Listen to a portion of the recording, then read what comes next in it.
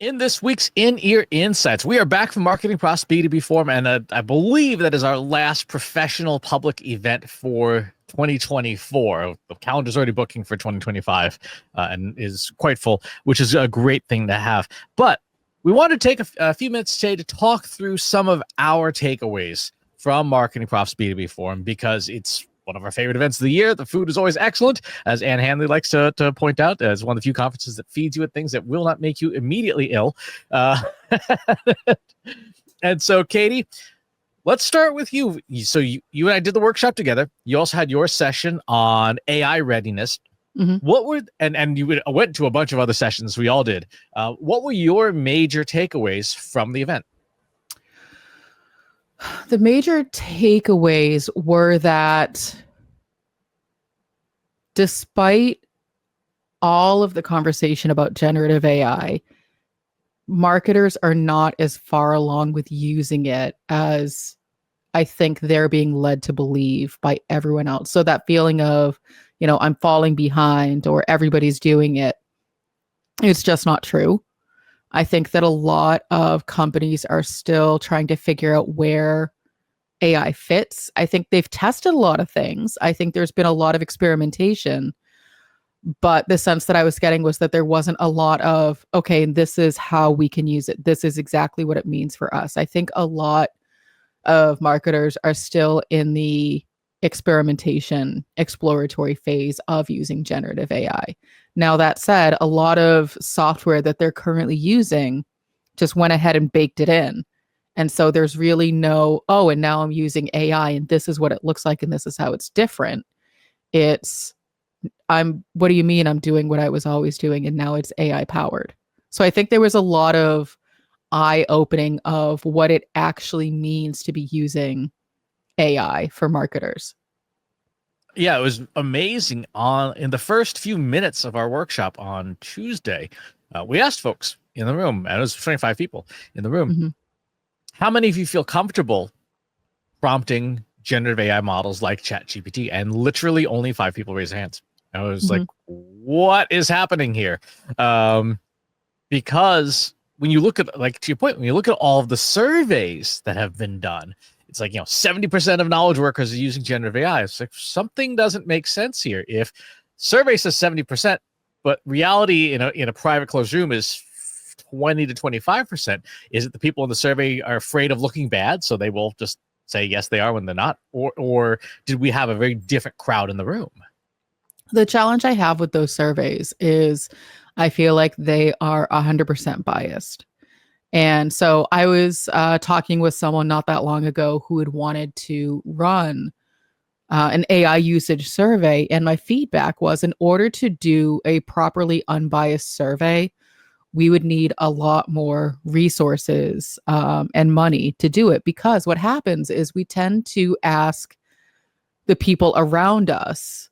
And so even if through Trust Insights, I put out into our free Slack group, Analytics for Marketers, or I put out onto our LinkedIn page or somewhere within our community, thinking I'm trying to get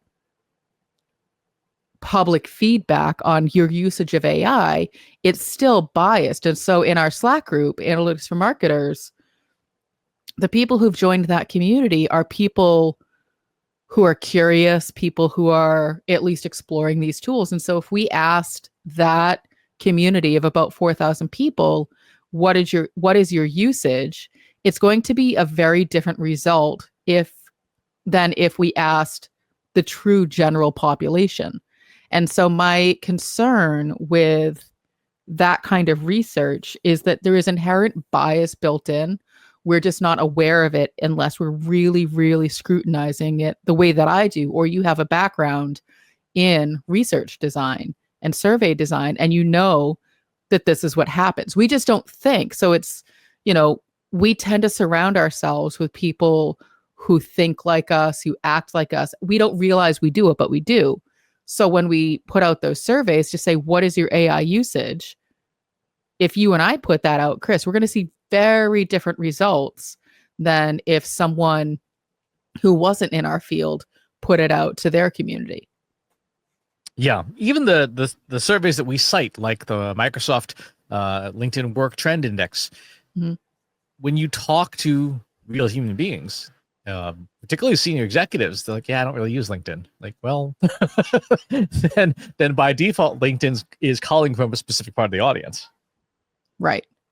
So that was it. You know what I like about these events? Because, there's always the question of like, what do you get from the event? And so what I get from events like B2B is confirmation of assumptions, validation of things that I think are happening in the industry, or proving or disproving where marketers are at and what their needs are and what their pain points are. And so for me, my assumption was people are not as far along with generative AI as we are being led to believe. And that assumption was confirmed, through the workshops that we did, through the sessions that we sat through.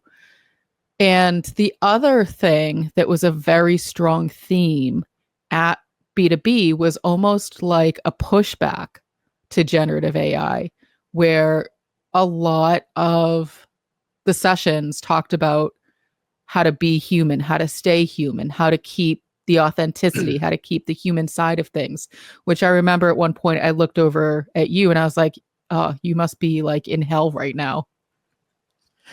Well, here's my question on that topic. Mm-hmm. Does the audience, do our customers care? Or does that just something to help marketers feel better about themselves?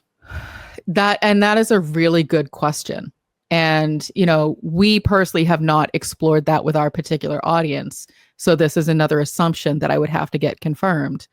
But I think it's a message to the individual marketer to help them feel better about the work that they're doing.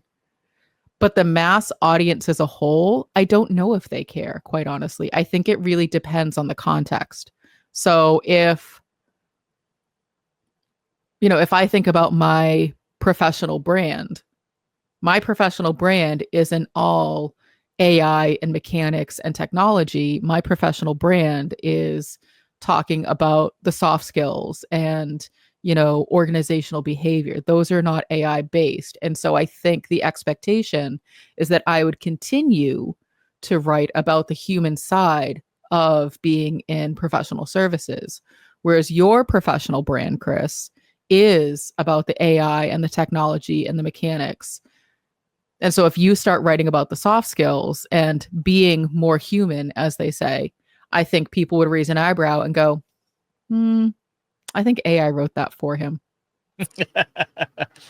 We do have the most recent study that I know of, and it's probably time to go back and look again, was from MIT Sloan School of Management from about a year ago now, where they showed content to consumers in three groups: unlabeled content, broadly labeled content, and specifically labeled content. And it was a mix of AI and human generated. And for consumers, they were shown 10 pieces of content. 5 were product ads, basically, and 5 were cause-related positioning statements. When consumers were not told what the content was, they preferred AI content to human-generated content. They thought it was better, clearer, etc. When they were told, they boosted the scores of humans, but they did not diminish the scores of AI. So humans and AI were seen as equally favorable when the content was labeled. And I thought that was an interesting way to look at this in terms of, does our audience actually care? At least in that particular study, the answer is no. The audience just prefers the best content. And although I would like to think that we are all really great, highly entertaining, very educational writers, the reality is the average, if you wonder why ChatGPT uses Delve all the time, it's because a lot of people use Delve all the time. It's such an interesting message to be giving to everybody, because to your point, not everybody is an interesting, creative writer. Like, that's actually a skill set that you have to develop over time, just like anything else. And so to say you have to be more human, you have to put your personality in it, that's actually a lot harder than it sounds, because that in and of itself is a skill set. just like anything else, you have to develop it and refine it over time. And so if, and something that I'll be, putting up on LinkedIn later this week is talking about boundaries. So for example, if you're suddenly being asked to be more human in your writing, I do think a lot of people might struggle with how far to take that, how much humanness to put in it. Like, do you want me to start every blog with, well, so this morning I got up and I stubbed my toe and then I screamed and then I scared my husband and then I made coffee and then I spilled it and then I tried to brush my hair, but my hair was tangled. And then that was frustrating. So then I sat down on my computer and then I saw that I had 20 emails that I hadn't responded to. Like, those are details. That's me being human, but those are details that my audience probably doesn't care about. I could probably say, hey, I was having a rough morning today, and now here's how I'm overcoming it. Like, that's probably human enough. And I think that that's going to be a struggle as we're asking people to be more human in their writing, in their communication, in their marketing. How, like, where do you draw that line? So I'm someone who feels like, yes, you can absolutely be human without giving away everything, without getting into all of the details. But I think that's going to be hard for people. Oh, I completely agree. In terms of stuff that I got out of B2B Forum, one of the things that I go to events for, if we're perfectly honest, in terms of my own professional development, I don't get anything from these events because no one is talking about, for example, tokenize a misalignment in retrieval augmented generation systems. That's just not a session that's ever going to occur at MarketingProfs B2B Forum. Goodness. It's a really big problem, but no one's talking about Sure. it. But what I do get a lot of value out of is listening to problems. And the problems I listen to 3 classes of problems. This is famously the Rumsfeld matrix from former Secretary of Defense Donald Rumsfeld. There's the known knowns, the known unknowns, the unknown knowns, and the 4th category is the unknown unknowns. So you know what you know what you know, you know what you don't know what you know, and you don't know what you don't know. At a conference,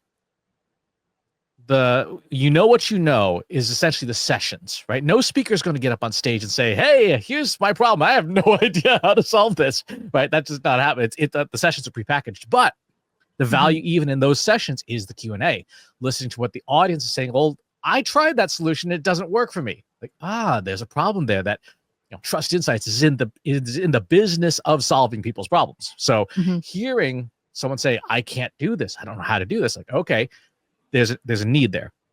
And as our friend Chris Brogan says, any opportunity to be helpful is an opportunity to do some business, which is, I think, a useful point of view. The second category is the known unknowns. People, and this is where hallway conversations and, conversations at the bar and over dinner occur. I have a problem. I don't know how to solve it. And when you hear those, it's like, okay, there's definitely an opportunity for me personally and for Trust Insights as a company to say, well, here's how you could solve it. But the really interesting category is the unknown knowns, where people say they have a sort of a macro issue, but they can't even articulate the problem. And yet they have the solution, but they don't know it. And the example of this is saying, we are so stuck. Our sales are down. We don't know why. We don't know who our competitors are and stuff like that. And the answer is doing competitive analysis. And in your sales system, you already have all the data in your CRM, in your call center, in the conversations and transcripts in systems like Gong and Klaviyo and the 14,000 other MarTech vendors that you use.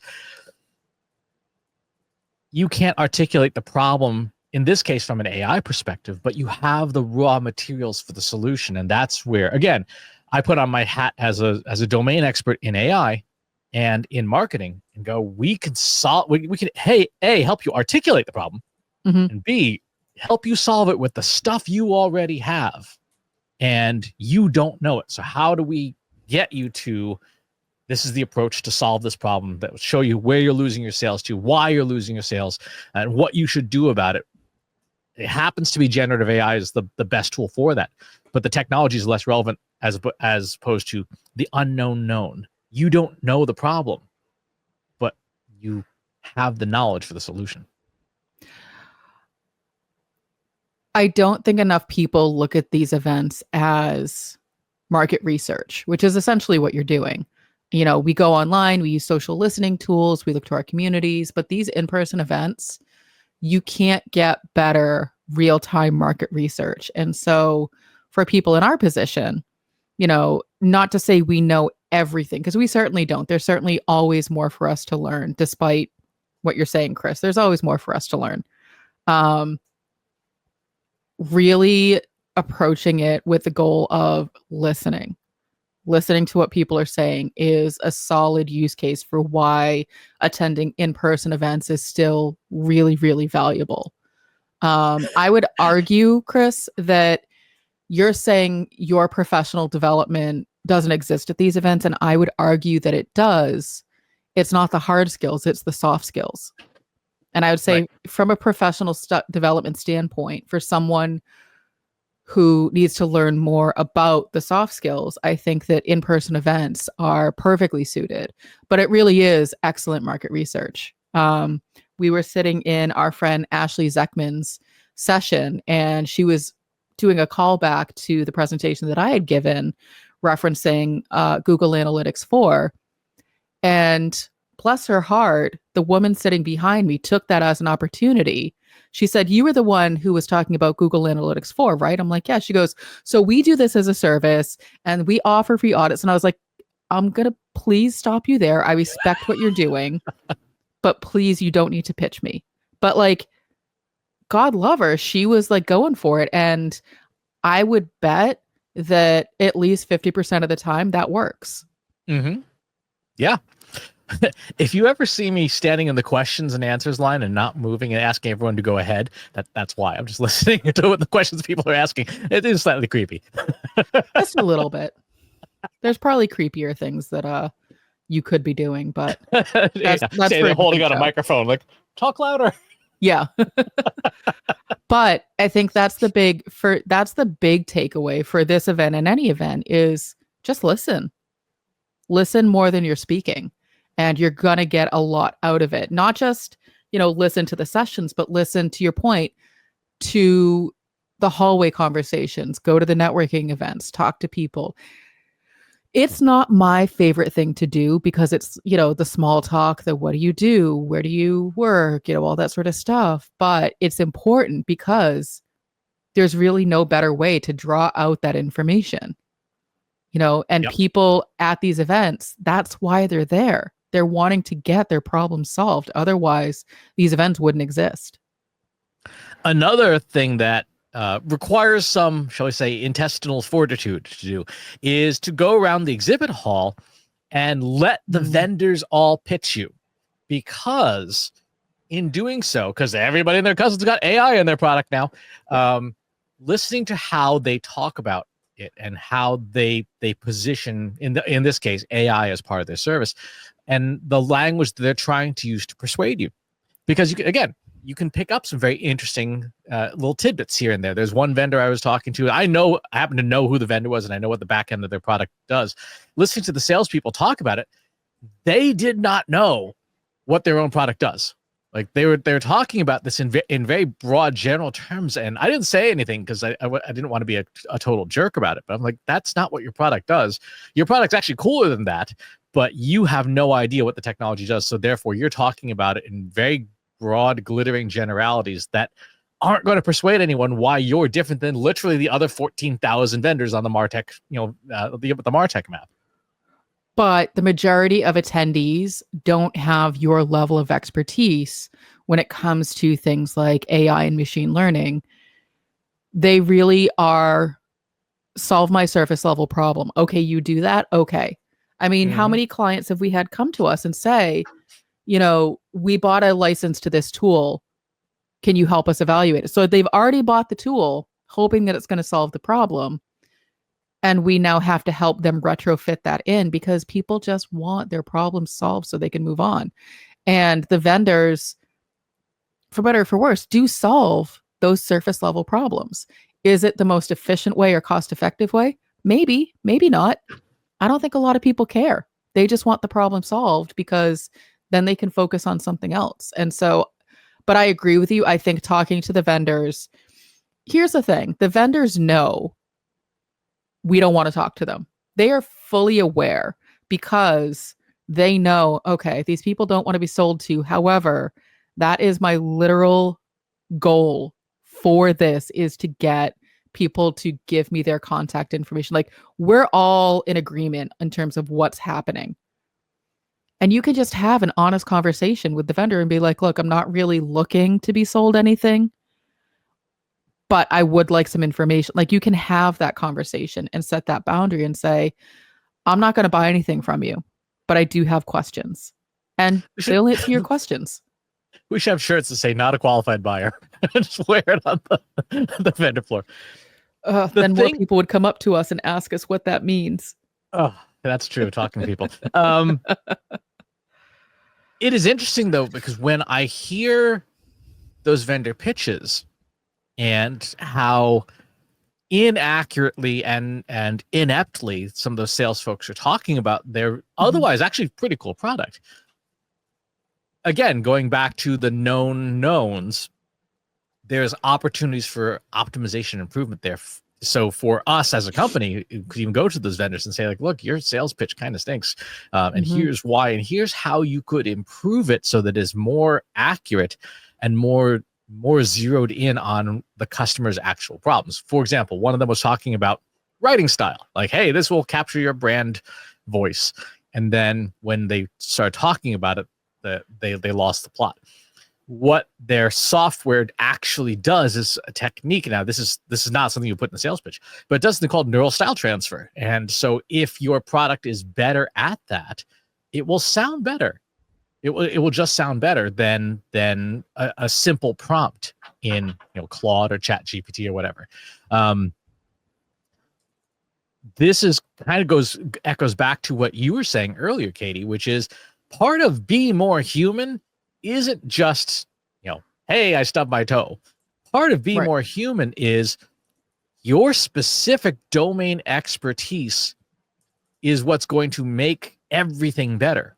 And if you're not leaning into what you're really good at, if you're just trying to be like everybody else, you're going to come up with substandard outputs, whether you're using AI or not. And that too is a lesson when you listen to, especially to the vendors, because there are 5 different vendors in the content management space on the floor. Every pitch sounded exactly the same. When I think of the message, be more human, to me, it's exactly that. It's not, tell people every detail of your day. It's bring your expertise to the table, bring your stories, bring your experiences. And so for me, that is, okay, I manage dev teams for over a decade. I have seen a lot of digital transformations. I can bring that experience and those anecdotes into the things that I'm doing today. To me, that's being human, because I've been through those things and I can tell you how they made me feel. I can tell you where they went wrong. I can tell you, if I tried to undergo a major project in my house and where things worked and where they didn't, what the learnings are from there. Like, not so far as, I repainted my kitchen. Here's what that means for B2B marketers. Like, don't do that. That's just so cheesy. I have an AI prompt that does exactly that. I know.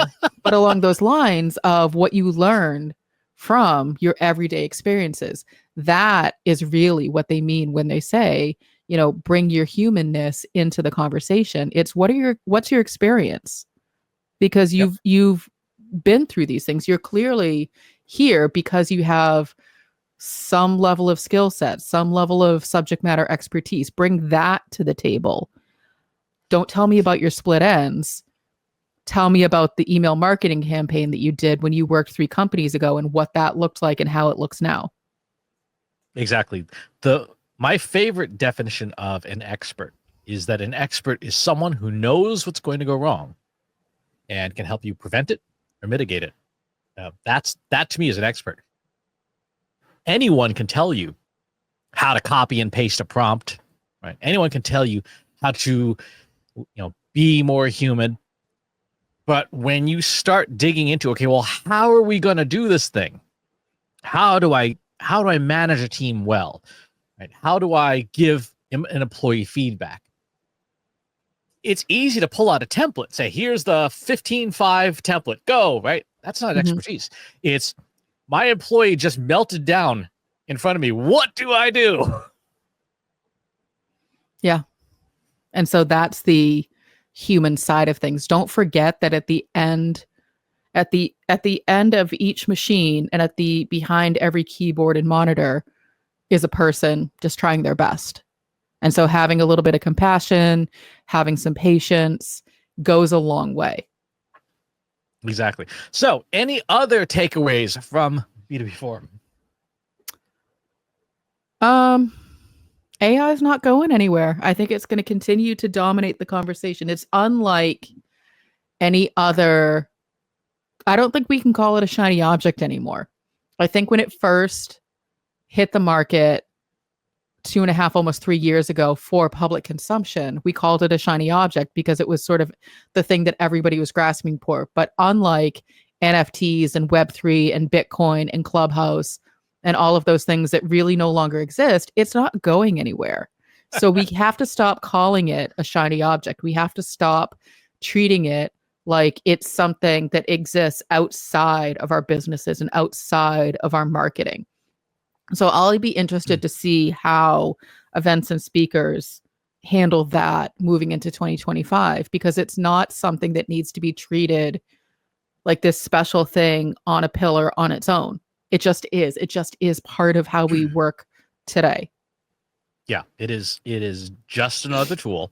It's a very powerful tool, but it is still just another tool. And it's not magic by any means, but it is something that you should be able to use capably, just as you can use a word processor, presumably capably, or a spreadsheet. AI is just another tool in the stack.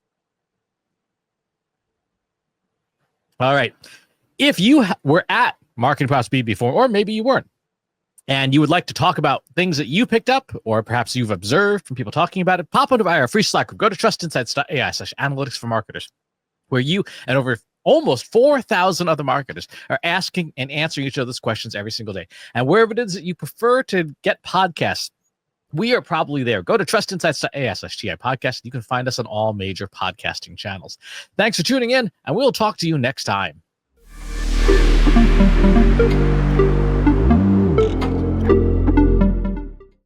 If you're human, you can stop watching the video right now and skip to the next one. Check our playlists. Thanks for watching.